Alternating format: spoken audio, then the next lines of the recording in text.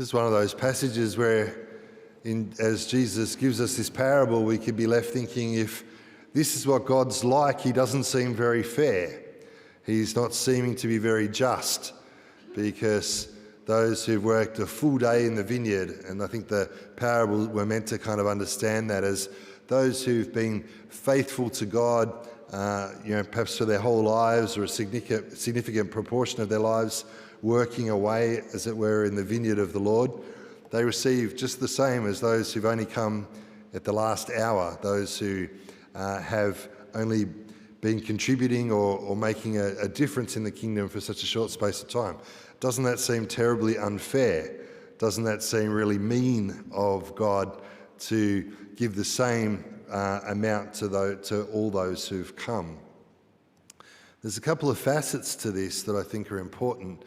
The first one is that I want you to think about those who weren't picked in the first batch. Because you could imagine the first batch, perhaps in the parable, the way the story goes, being the kind of, the best, the strongest, the fittest. Maybe they had a reputation for being the hardest workers. It sort of envisages a scene where those who are day labourers all come to a central spot in a village, and then those who are looking for day labourers come and they pick those that they want to work. And so you can imagine those who look best able to do the job are the ones who get chosen. The rest, those who get picked ultimately later in the day by this particular landowner, aren't expecting to get chosen at all. They're not expecting to be picked. They're like that, that kind of experience that I think most of us have probably had where, it might have been soccer, it might have been basketball, it might have been whatever sport it might have been. Somebody's, the two captains have been chosen and they start picking, taking it in turns, and you're not picked. It's right at the very end that you get chosen. But it's even worse than that, because for those ones who aren't in that first batch, they're not expecting to get chosen that day at all, because you need a whole day's work. The expectation would be the landowner would get everybody he needed right at the start. So imagine what it's like for those guys. Imagine what it's like when the landowner comes back and says, no, I want you to come and work in my vineyard too. Imagine what it's like for them to kind of think, oh, he's actually picked us. He's actually chosen us. Contrast that with the guys who were chosen first, who expected to be picked, who were used to it.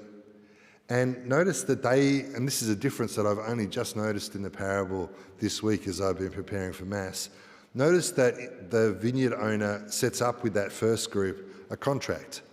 He says, I'm going to pay you a denarius, which was a day's wage. Okay, so not more or less a standard day's wage. But they enter into a contract about it. And so they're aggrieved when it comes to be paid. They're being paid what the contract entailed. They're being paid what they're expected to receive. What makes them jealous, what makes them envious, what makes them unhappy is that they think, well, we've worked all day, and these guys who've come lately to the piece, they're still getting paid a denarius. But here's the bit that I hadn't noticed before this week. The ones who come first enter into a contract. The others who get chosen at later times in the day, there's no contract. They have to take whatever they're going to receive on trust from the landowner. There's no deal struck for how much they're going to receive for the work they do, whether it's 3 hours or an hour rather than the full day. They have to take it on trust. They have to trust that they're going to be paid anything at all, and that they're going to be paid justly for what they've done. And in this case, then the landowner's generous, right? When they've only worked a day and they receive a day's wage, that's incredibly generous. And so there's a difference between that first group who have a contractual kind of relationship and those who are taking it on trust. Another word for that second group is they're taking it on faith. I wonder, and I think the idea here is, so let me say this too. So if we kind of apply the parable as Jesus intends us to, I think the denarius, the wage that everybody receives, and they all receive the same amount, is eternal life. And so whether you've come lately to faith or you've always been a person of faith, eternal life is given to all.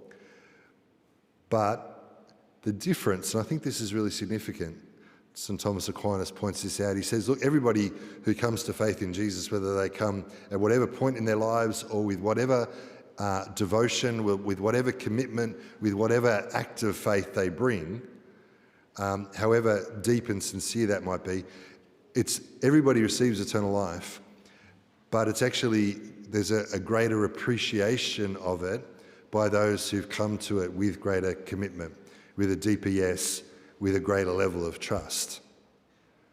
So everybody receives the same thing. We're all called to eternal life, but the advantage, if you like, the reward, if you like, of following Jesus more closely, of trying to live his way more devotedly, if you like, the reward of that, the gift of that, is that we receive the gift of eternal life, which is nothing other than communion with God.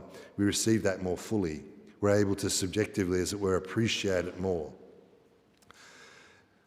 So I think we've really got two kind of groups of people in the parable. It's really possible to be people of faith, but to see that just as a contractual obligation. I've got to come to church because that's what's expected. I need to pray and do my prayers because that's what God asks of me. And it's a contract where it's, I'll give a bit and I'll get a bit. There's something kind of legalistic about that. But for those who come because they take it on faith, those who come and they come because they actually trust, and they don't have it's not a contract they've entered into, but it's a relationship based on trust. And whether they've come to the journey, whether they've been called, whether they've noticed the Lord calling them later in life, they come very differently from those who think that it's a contract. It's easy for people who kind of feel like we've been doing this all our lives to kind of get that legalistic kind of thing about it of, oh, who are they thinking about this, or what does it mean for them? I've been trying to do this, like the older son in the story of the prodigal son, with a certain amount of resentment. How is it that they seem to be receiving more and I've been faithfully going about this all of my days? But it's a missing of the point. The point is that the Lord invites us into a relationship based on trust. It's not about a legalistic following of the rules. It's about an act of saying yes based on the relationship that we're called into by the Lord. Reminds me of St. Augustine, who he's as a bishop later in his life, he's reflecting back on his conversion, which happened while he was in his 30s. And he says at that point, late have I loved you, O beauty so ancient and so new, late have I loved you. He's lamenting the fact that for the first 30 years of his life, he didn't know the Lord. He wasn't a person of faith. He's lamenting the loss and the gap. But you can hear all of the beauty, all of the relationship, all of the faith that he has when he describes God as that beauty, ever ancient, ever new. For those who have received, if you like, the denarius of the kingdom, the gift of life, what they're able to say is they're not lamenting the fact that they've followed the rules or that they've tried to do the right thing and where's their reward. They're rejoicing in the fact that they've been given this gift, the gift of an encounter with God who is ever beautiful and ever new.